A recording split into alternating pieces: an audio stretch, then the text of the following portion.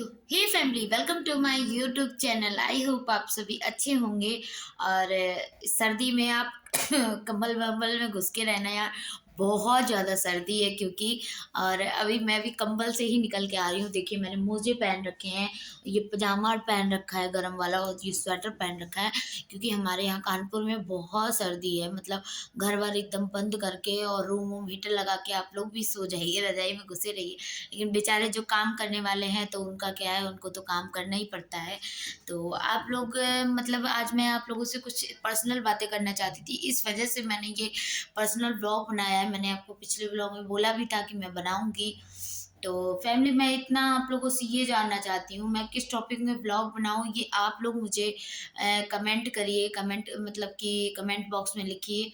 मैं उस टॉपिक में जैसे हमारी एक सिस्टर है तरन्नुम शेख, उन्होंने बोला है कि सिस्टर आप अपना ससुराल का होम टूर करवाइए।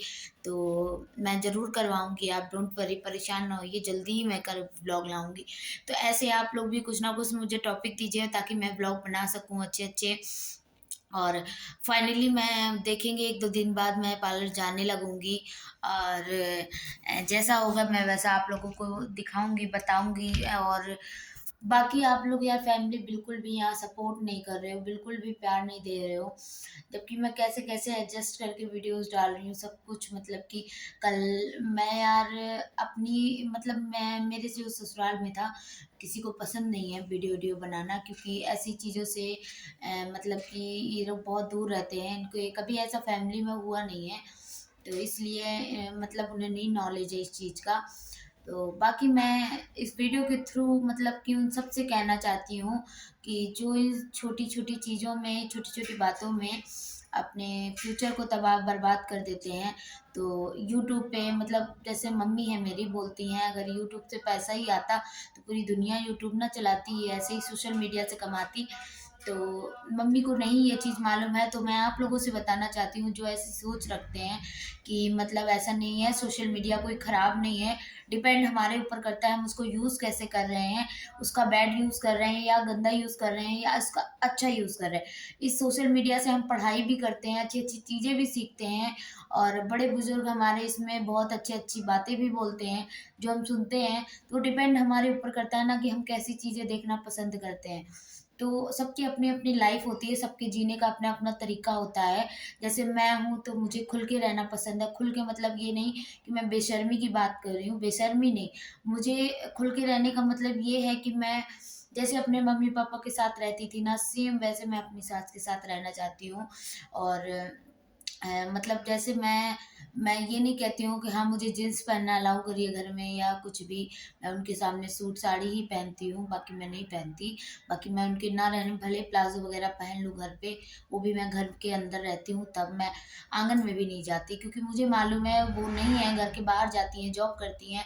लेकिन उनकी इज़्ज़त है तो मेरी भी इज़्ज़त है, इसका मतलब ये तो नहीं मैं ऐसे ही पहन के मैं छत पे चली जाऊँ या मैं आँगन में चली जाऊँ, क्योंकि मोहल्ले में उनकी इज़्ज़त है।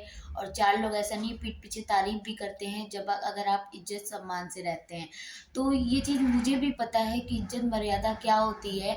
मैं ऐसा कोई काम कभी अपनी लाइफ़ में नहीं की हूँ जिससे मेरे माँ-बाप की इज़्ज़त पे उँगली उठे या मेरे ससुराल वालों के ऊपर उँगली उठे। लेकिन बस कुछ चीज़ें थी जो मुझे बुरी लगती थी क्योंकि मैं अपने लिए नहीं कर रही हूँ यार। मैंने गवर्नमेंट जॉब में बहुत ट्राई किया। गवर्नमेंट सेक्टर में मेरी पोस्ट उसमें पोस्ट ऑफिस में मेरी लग भी गई थी। तब मैं बीकॉम कर रही थी उस टाइम, तो मेरी लग भी गई थी। लेकिन मेरी ट्रेनिंग थी 40 दिन की थी। मैंने फॉर्म भरा था, मेरिट लिस्ट से उठा था मेरा नाम, मेरिट से उठा था तो मेरे मार्क्स अच्छे थे हाई स्कूल इंटर में। तो उसके बाद मेरा मतलब 40 की ट्रेनिंग पे कोई जाने वाला नहीं था और मैं इतनी मैच्योर नहीं थी कि मैं खुद जा सकती थी, तो मुझे इतना नॉलेज नहीं था। मैंने ऐसे हल्के में लिया कि जब मैं आज ये क्रैक कर सकती हूँ तो मैं आगे भी कर लूँगी। फिर मेरा यूपी में 2016 की भर्ती में भी मेरा नाम आया था, मैंने एग्ज़ाम दिए थे, लखनऊ में दिए थे तो उसमें भी मेरा निकल गया था। लेकिन मैं वहाँ से टूट गई फैमिली क्योंकि मैं डिफेंस में जाना चाहती थी। मेरी शुरू से ही था मैं पुलिस में जाऊँ या आर्मी में जाऊँ, मेरा शुरू से इच्छा थी। दिल्ली बताऊँ आपको। मैं केवल कोचिंग-वोचिंग पढ़ाती थी, मेरी टीचिंग लाइन में कोई इंटरेस्ट नहीं था बिल्कुल भी। मेरा केवल डिफेंस लाइन कि मुझे अपने देश के लिए कुछ करना है, वर्दी पहननी है। लेकिन मैं वहाँ टूट गई जब मैं मतलब मेडिकल में अनफिट निकल गई उसके बाद मतलब मेरी आइज़ भी वीक थी थोड़ी-सी, और मतलब मेरे सर में टाँके थे 12। बचपन में चोट लगी हुई थी, और बहुत सारी मतलब मेरी थोड़ी-सी मेडिकल इश्यू निकल आए। तो उन्होंने बोला कि बेटा आप कोई भी डिफेंस की जॉब में नहीं मेडिकली अनफिट निकलोगे, तो आप ये सेक्टर छोड़ दो, आपके लिए ज़्यादा बेस्ट होगा, आप प्रयास मत करो। मैंने 3 साल प्रॉपर मैंने तैयारी की है, मैं रनिंग की हूँ, सब कुछ की हूँ, और करवाया किसने? मेरे शिवम सर ने हम लोगों को करवाया है। मैं उनका एहसान कभी ज़िंदगी में नहीं भूल सकती। उन्होंने हम लोगों को बिना फीस के पढ़ाया, क्योंकि हम लोग पढ़ना चाहते थे। लेकिन कुछ चीज़ें होती हैं जो हर्ट कर जाती हैं, क्योंकि उनके उनको हम लोग अपने सगे भाई से ज़्यादा मानते थे। लेकिन कुछ चीज़ें थी जो हमें गैरों से पता चल रही हैं कि उनसे वो हमारे बारे में बोल रहे थे। तो वो चीज़ हमें बहुत बुरी लगी थी। इस वजह से हमने कहा कि ज़्यादा जुड़ना भी गलत है। इस वजह से हमने सर से मतलब कि बोलचाल बिल्कुल ख़त्म कर दी। हमने कहा किसी के ऊपर बोझ बनना गलत चीज़ है। तो इस वजह से फैमिली हम लोगों ने, लेकिन उनका एहसान हमारे ऊपर ज़िंदगी भर रहेगा। उन्होंने हमें शिक्षा दी, वो हमारे गुरु भी थे, हमारे भाई भी थे। तो फैमिली बहुत सारी चीज़ें थी, इस वजह से मैं बहुत प्रयास की, मैंने और भी एग्ज़ाम दिए। उसके बाद मेरी शादी हो गई, शादी के बाद फिर मैं 1-2 एग्ज़ाम दे पाई थी। फिर मतलब कि घर में थोड़ी-सी बातचीत मतलब नहीं हो पाया, वो चीज़ नहीं हो पाती है शादी के बाद। ये मैं हर लड़की को समझाऊँगी, जब आप पूरी तरीके से मैच्योर हो जाइएगा, जब अपनी लाइफ़ में अगर आप सक्सेस होना चाहती हैं तो हो जाइएगा, आप तभी शादी करिएगा, उसके बाद मत, पहले मत करिएगा। तो मैंने ये कर लिया, तो मेरे ऊपर भी कुछ ज़िम्मेदारियाँ आ गई माँ-बाप की, तो उनको देखते हुए मैंने फॉर्म नहीं भर पाती थी, क्योंकि फॉर्म में भी पैसे लगते थे। तो ऐसी-ऐसी सिचुएशन आई कि मेरे पास ₹100 भी नहीं हुआ है, ₹50 भी नहीं हुआ है कि मैं अपने फॉर्म भर सकूँ, और मेरे एग्ज़ाम छूट जाते थे। बहुत सारी प्रॉब्लम्स को मैंने फेस किया। फिर मैंने डिसाइड किया कि मुझे अब नहीं करना है, गवर्नमेंट जॉब की तैयारी ही नहीं करनी है, क्योंकि मेरा मेन लक्ष्य केवल और केवल डिफेंस लाइन था, जो मैं नहीं कर पाई। और जो मतलब कि ऐसा नहीं कि मैं निकाल नहीं पाती, मैं आज भी अगर प्रयास करूँ निकाल सकती हूँ, मुझे खुद में इतना भरोसा है। लेकिन मैंने अब लीव कर दिया, मुझे नहीं करना है, क्योंकि मैं अपने खुल की लाइफ जीना चाहती हूँ। मैं किसी की कैद में काम नहीं करना चाहती हूँ, और ये सोशल मीडिया पे मेरा काम करने का मेरा खुद का डिसीज़न था, क्योंकि मुझसे किसी ने बताया था कि यूट्यूब एक ऐसा प्लेटफ़ॉर्म है, गंदा नहीं है, आप अपनी पहचान एक अलग से बना सकते हो, और लोग आपको पहचानेंगे। तो मैं वही पहचान अपनी बनाना चाहती हूँ। सोशल मीडिया पे मैं आप लोगों के साथ जुड़ के चलना चाहती हूँ, और मैं अपने घरवालों से यही बोलना चाहती हूँ, जो भी मेरी वीडियोज़ को देख रहे हैं, कि आप अपनी सोच को थोड़ा-सा ऊपर रखिए। और क्योंकि आज मैं, हो सकता हूँ मैं आज आप लोगों को नहीं समझा पाऊँगी, लेकिन इन फ्यूचर कभी जब मैं मुझे वो सक्सेस मिल जाएगी ना, तो आप ही मुझ पे गर्व करोगे, इस चीज़ का मुझे भरोसा है। और मैंने अपनी सास का मुँह देखा था, अपने माँ-बाप का देखा था, मैंने अपने हस्बैंड का देखा था। मेरी बहस मेरी सास से इसीलिए होती थी, क्योंकि वो मुझे समझी नहीं कि मैं अपने लिए नहीं यहाँ पर आई हूँ, सच बता रही हूँ। अकेले तो यार कुत्ता-बिल्ली भी अपना पेट जिया लेता है। लेकिन मैंने देखा मेरी सास भी जॉब कर रही है, उनकी उम्र इतनी नहीं है, मेरी माँ भी जॉब कर रही है, उनकी भी उम्र नहीं है जॉब करने की, बाहर काम करने की, लेकिन दोनों ही काम कर रही हैं। तो मैं वो उस मुकाम पे अपनी पहचान को लेके जाना चाहती थी, कि ताकि मैं इनको घर पे बैठाल के खिला सकूँ, और इनको ये ना लगे कि ये मेरी बहू है, इनको ये लगे कि हाँ, ये मेरी बेटी है। तो मेरे ऊपर 2-2 ज़िम्मेदारियाँ हैं, क्योंकि मेरे भाई नहीं हैं, आप लोग जानते हैं। एक संजय भैया हैं, वो शायद सगे भाई से ज़्यादा मुझे करते हैं, लेकिन कहीं न कहीं उनके भी कुछ फ़र्ज़ हैं अपने परिवार के लिए भी, तो वो कहाँ तक बेचारे करेंगे, फिर भी उससे ज़्यादा वो करते हैं। तो मेरा जो दायित्व है वो मेरे माँ-बाप के लिए भी है, और मेरे ससुराल वालों के लिए। तो मैं दोनों को ही लेकर, मेरी शुरू से ही यही सोच थी जब भी मैं आई थी।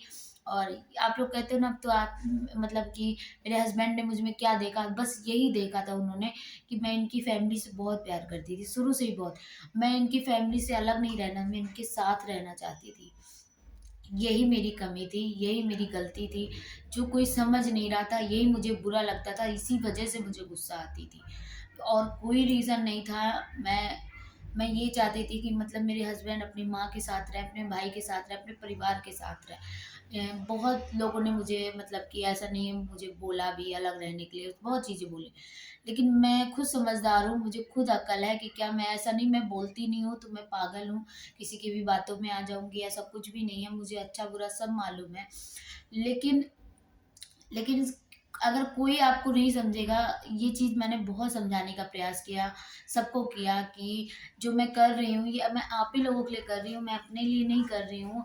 अगर इन फ्यूचर अगर मेरा यूट्यूब चल तो रहा ही, आप लोग देख रहे हो, आप लोग इतना प्यार दे रहे हो, मोनेटाइज़ हो गया, सैलरी बन गई, सैलरी भी बन गई है, और आप लोग जानते हो ये चीज़ें मैं इन्हीं लोगों के लिए कर रही हूँ, अपने माँ-बाप के लिए कर रही हूँ, अपनी बहनों के लिए कर रही हूँ यार। कल को उनकी भी शादी-ब्याह होगा, अगर मैं कुछ नहीं कर पाऊँगी। और बाकी बात रही, आप लोग कहते हो हस्बैंड देते हैं, ऐसा नहीं है, हस्बैंड मुझे बहुत प्यार करते हैं। मेरी हर एक सुख-सुविधा आप लोग मेरा चेंजमेंट ही देख रहे होंगे कि मैं मायके में किस तरीके रहती थी, मैं यहाँ कैसे रहती हूँ। तो ऐसा नहीं है, मुझे बहुत प्यार करते हैं, हर एक चीज़ मुझे, चाहे वो मुझे 2 दिन बाद ला के दे, देखो न्यू ईयर में पार्टी में नहीं जा पाई थी दीदी के यहाँ, तो इन्होंने न्यू ईयर में मुझे गिफ्ट दिया, मतलब सरप्राइज़ कर दिया केक-वेक लाके। तो मुझे बहुत खुशी हुई, बस मैं यही अपने परिवार के साथ खुश रहना चाहती हूँ। इसलिए मैं थोड़ा-सा बड़बड़ा जाती हूँ, जब वो प्यार, वो इज़्ज़त, वो सम्मान नहीं मिलता। मम्मी भी है ना, तो मम्मी को फ़ोन कर के लोग बोलते हैं, तुम्हारी बहू ऐसे कर रही है, वैसे कर रही है। अरे! किसी के ऊपर उँगली उठाने से पहले 4 उँगली अपनी तरफ उठती है, आप अपने ऊपर उँगली उठा के देखिए कि आप कितने अच्छे हैं, आप दूसरे की बहू-बेटी को बोल रहे हो, आप कितने अच्छे हो, ठीक है? तो इस वजह से उनका और माइंड डाइवर्ट हो जाता है, पर मैंने मम्मी को कल समझाया बहुत प्यार से। मैंने, मम्मी ऐसी-ऐसी बात है, आप आज मेरा साथ दो, और इन फ्यूचर मुझ पे भरोसा रखो, मैं कभी कुछ गलत नहीं करूँगी। इतना आप भरोसा रखो, अपने लड़के पे भरोसा है ना, तो मुझ पे भी एक बार करके देखो। मैं आपके दोनों लड़कों से ऊपर होके मैं आपका लड़का बन के दिखाऊँगी, लेकिन आप मुझ पे भरोसा रखो बस। तो थोड़ी मम्मी मेरी खुश हुईं, तो मुझे भी बहुत अच्छा लगा। जब वो हँसती हैं, बोलती हैं हम लोगों से, तो हमें बहुत अच्छा लगता है फैमिली।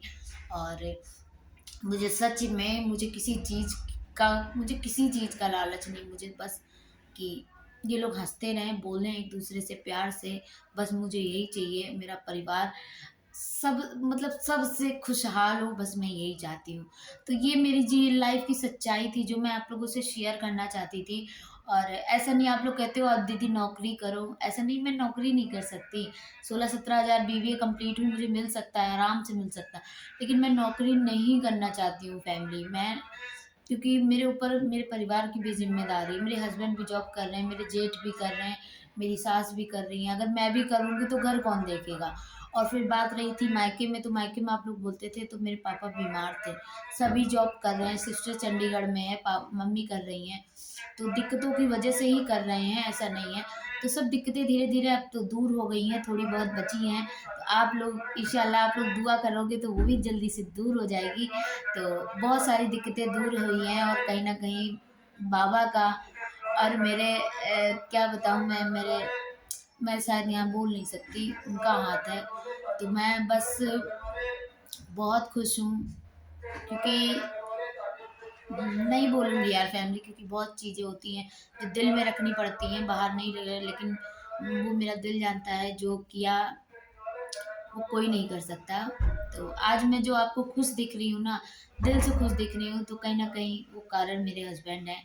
और वो नहीं थे यहाँ पर, इस वजह मैं थोड़ा-सा टेंशन में रहती थी कि पता नहीं वहाँ पर टाइम से खाना मिल रहा होगा, नहीं मिल रहा होगा, नाक से ब्लड आता था, मैं बहुत रोती थी उनके लिए। इसीलिए मेरा कुछ भी ना कंघी या मुँह धोने तक मन नहीं करता था। मैं एकदम डिप्रेशन में चली गई थी, लेकिन ख़ैर दीदी लोगों ने, भाभी लोगों ने मुझे इधर-उधर घुमाया, टहलाया, मतलब कि तब मेरा थोड़ा-सा डिप्रेशन कम हुआ, मैं टेंशन थोड़ी-सी मेरी कम हुई।